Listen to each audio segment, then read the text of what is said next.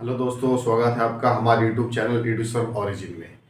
दोस्तों, आज physical chemistry के सरफेस केमिस्ट्री का जो चैप्टर है इसके ऑब्जेक्टिव क्वेश्चंस को लेके आए हैं और इसके जितने इंपॉर्टेंट ऑब्जेक्टिव क्वेश्चंस है सारे का डिस्कशन आज हम करेंगे। और ये ऐसे क्वेश्चंस है जो अक्सर पूछे जाते हैं, रिपीटेड क्वेश्चंस है और आने की संभावनाएं भी काफ़ी है। तो आइए डिस्कस शुरू करते हैं बारी से ऑब्जेक्टिव क्वेश्चंस का। तो पहला क्वेश्चन है कि दूध निम्न में से किसका एक उदाहरण है। दूध एक प्रकार का कोलाइडी बिलियन होता है और ये जो कोलाइडी बिलियन है, इस कोलाइडी बिलियन को हम किस नाम से जानेंगे, क्या बोलेंगे इसको। दूध जो कोलाइडी बिलियन है, उस दूध कोलाइडी बिलियन को अपन क्या कहेंगे। तो दूध जो कोलाइडी बिलियन है उसका दूसरा नाम है पायस। उसको हम किस नाम से जानेंगे, पायस। तो दूध क्या है, एक प्रकार का पायस।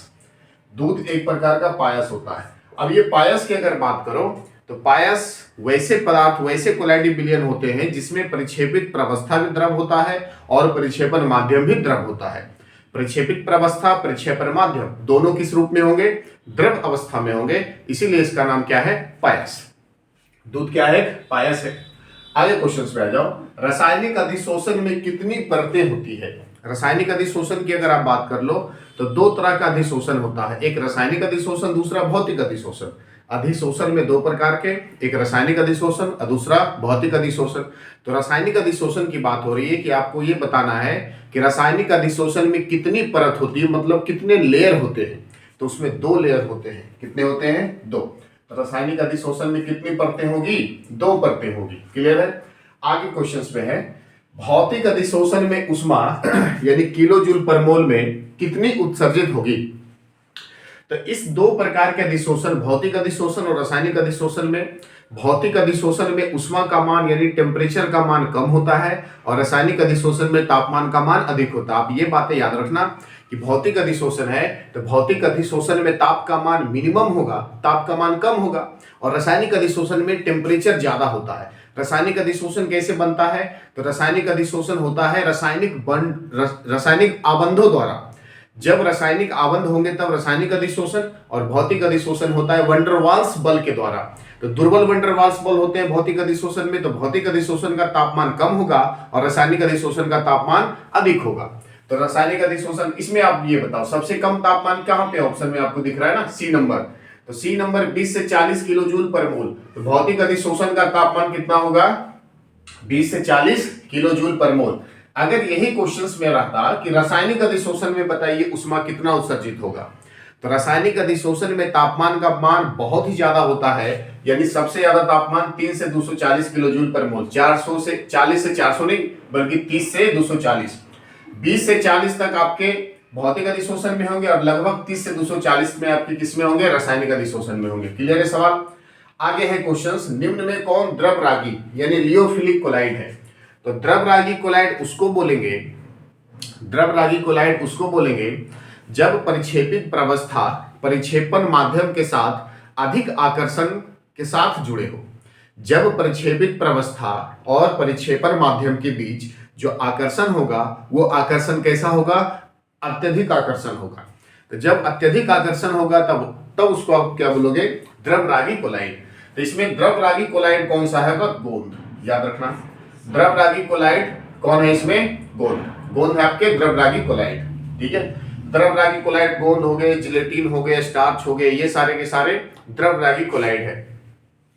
क्वेश्चन नंबर 5 में है कि रासायनिक अधिशोषण की प्रक्रिया कैसी होती है। तो दो प्रक्रियाएं होती है अधिशोषण में, एक होती है उत्क्रमणीय, दूसरा होता है अनुत्क्रमणीय। तो उत्क्रमणीय प्रक्रिया होगी, वैसी प्रक्रिया उत्क्रमणीय कहलाएगी जो प्रक्रिया एक बार संपन्न हो जाए तो दोबारा फिर से स्टार्ट कर सकते हो, उसको बोलोगे आप उत्क्रमणीय।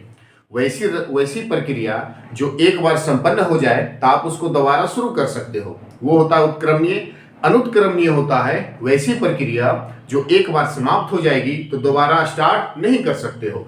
तो इसमें क्वेश्चन है कि रासायनिक अधिशोषण, रासायनिक अधिशोषण की अगर बात हो रही है तो बहुत सारे रासायनिक अभिक्रिया ऐसे होते हैं जो एक बार अभिक्रिया संपन्न हो जाए तब वही प्रोडक्ट से दोबारा आप अभिकारक नहीं बना सकते।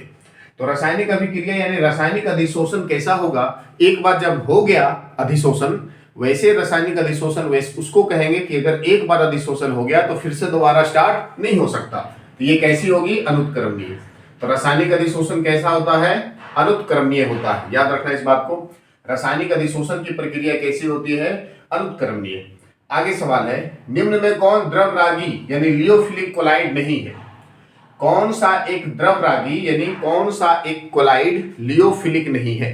तो लियोफिलिक कोलाइड आपके हैं गोंद, स्टार्च, जिलेटिन, ये सारे आपके द्रवरागी हैं, लियोफिलिक हैं। तो इन चारों ऑप्शन में स्टार्च द्रवरागी हैं, गोंद द्रवरागी हैं, रक्त द्रवरागी हैं और दूध द्रवरागी नहीं है। तो ऑप्शन क्या टिक करोगे इसमें, दूध आपके द्रवरागी कोलाइड नहीं है। ये 7 नंबर क्वेश्चन। भौतिक अधिशोषण की प्रक्रिया कैसी होती है। रासायनिक अधिशोषण अनुत्क्रमणीय होगा, तो भौतिक अधिशोषण इसका जस्ट उल्टा क्या होगा, उत्क्रमणीय प्रक्रिया। भौतिक अधिशोषण कैसी प्रक्रिया होगी, उत्क्रमणीय प्रक्रिया होगी। ये सारे इंपॉर्टेंट क्वेश्चन से बेहद ही ज्यादा इंपॉर्टेंट है, आप इसको याद रखना हमेशा। रासायनिक अधिशोषण अनुत्क्रमणीय और भौतिक अधिशोषण उत्क्रमणीय। आगे आ जाओ क्वेश्चंस पे। आपके क्वेश्चन नंबर है 8। कोलाइड कणों का आकार कैसा होता है। देखो, कोलाइड कण की अगर बात करो तो कोलाइड विलयन थोड़ा सा गाढ़ा होता है वास्तविक विलयन से, और निलंबन, वास्तविक विलयन निलंबन के बीच में होता है कोलाइड। वास्तविक विलयन और निलंबन दोनों के कणों के आकार के बीच में के मध्य होता है कोलाइडी विलयन के कणों का आकार। तो कोलाइडी कणों के आकार कितने होंगे, 10⁻⁹ से 10⁻⁻6 सेंटीमीटर। 10⁻⁹ से 10⁻⁻6 सेंटीमीटर, ये होता है कोलाइडी कणों का आकार। आगे सवाल है, रासायनिक अधिशोषण की दर।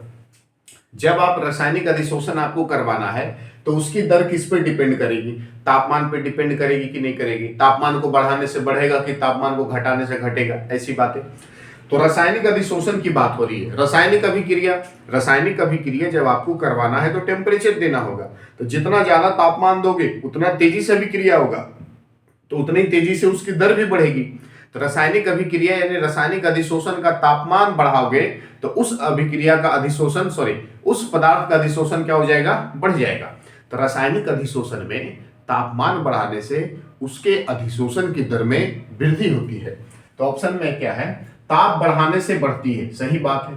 ताप बढ़ाने से बढ़ती है, ताप घटाने से बढ़ती है नहीं, ताप पर निर्भर नहीं करती है, बिल्कुल गलत, ताप पर निर्भर करती है, नन ऑफ दीज। तो इसमें राइट आंसर क्या होगा, ए नंबर, तापमान बढ़ाने से बढ़ती है। रासायनिक अधिशोषण की दर ताप पर निर्भर करती है, अर्थात जब आप तापमान को बढ़ाओगे तो उस रासायनिक अधिशोषण की दर क्या हो जाएगी, बढ़ जाएगी।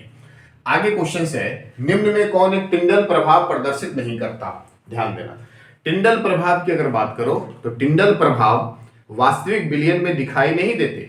टिंडल प्रभाव वास्तविक विलयन में को प्रदर्शित नहीं करता। टिंडल प्रभाव जो भी प्रदर्शित करते हैं सारे के सारे कोलाइडी विलयन में। कोलाइडी विलयन की बात कर लो, निलंबन में टिंडल प्रभाव होगा, कुहासे में भी टिंडल प्रभाव होंगे, रक्त में टिंडल प्रभाव होगा, गोंद में टिंडल प्रभाव होगा, ठीक है, धुलकन में भी टिंडल प्रभाव होगा, सोने के कोलाइडी घोल जो होंगे उसमें भी टिंडल प्रभाव होंगे।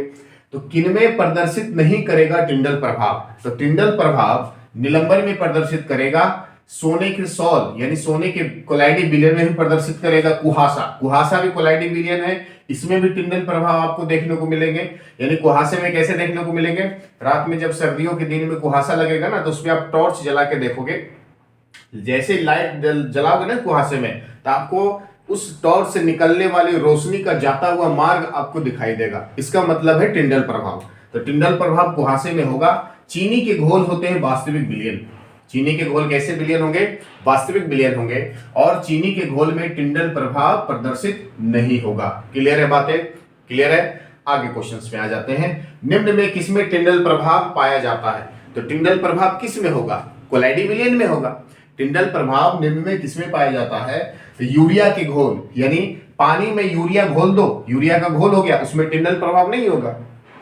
वास्तविक विलयन की अगर बात करो तो वास्तविक विलयन यानी चीनी पानी के घोल, यूरिया पानी के घोल, ये सारे वास्तविक विलयन होंगे, उसमें भी टिंडल प्रभाव नहीं होगा। सस्पेंशन एक तरह का ये कोलाइडी विलयन है, तो सस्पेंशन में टिंडल प्रभाव पाया जाता है। क्लियर है, सभी ऑप्शन तो होगा ही नहीं। 12 नंबर क्वेश्चन है, निम्न में कौन सा जल में तेल का पायस का उदाहरण है। जल में तेल का पायस, जल में तेल का पायस का मतलब है कि जल की मात्रा ज्यादा, तेल की मात्रा कम। जब जल की मात्रा ज्यादा होगी, तेल एज ए फैट बोल सकते हो, वसा, तेल को आप क्या बोल सकते हो, फैट यानी वसा। जब जल की मात्रा कम होगी और तेल की मात्रा अधिक होगी तो कौन सा पायस होगा? जब जल की मात्रा ज्यादा होगी और उसमें फैट की मात्रा कम होगी तो इसमें जो पायस बनेंगे उसके उदाहरण क्या होंगे? ऑप्शन देके छाट लो। रक्त, रक्त, ब्लड। रक्त को, ब्लड की अगर बात करो तो ब्लड होता है बेहद ही गाढ़ा, ठीक है। ब्लड में पानी की मात्रा होती है ना, तो ब्लड जब जम जाएगा तो जमने पे थोड़ा थोड़ा पानी का रिसाव होगा, यानी इसमें जल की मात्रा कम रहेगी। मक्खन की अगर बात करो, अब बायोलॉजी के हिसाब से मत देखना कि ब्लड में 80% पानी होता है, उसके हिसाब से मत देखना, आप केमिस्ट्री की नजरों से देखो इसको। आप इसमें जल में तेल का पायस को केमिस्ट्री की नजरों से देखो, रक्त की बात कर रहे हैं तो। मक्खन की अगर बात करो तो मक्खन में क्रीम की मात्रा ज्यादा होती है, फैट की मात्रा ज्यादा होती है, पानी की मात्रा बहुत ही कम होती है मक्खन में। दूध की बात करो तो दूध में जल की मात्रा ज्यादा और फैट की मात्रा कम, तो दूध हो गया जल में आपका तेल का पायस। कोल्ड क्रीम में भी वही बात है, क्रीम की मात्रा ज्यादा होगी और वाटर की यानी जल की मात्रा कम होगी। अगर इसमें सवाल आता कि तेल में जल का पायस कौन होगा, यानी बसाव की मात्रा ज्यादा और जल की मात्रा कम, तो ये 3 ऑप्शन सही होते उसके, लेकिन ये जल में तेल की पायस की बात हो रही, तो इसका सही आंसर क्या होगा? दूध। क्लियर है?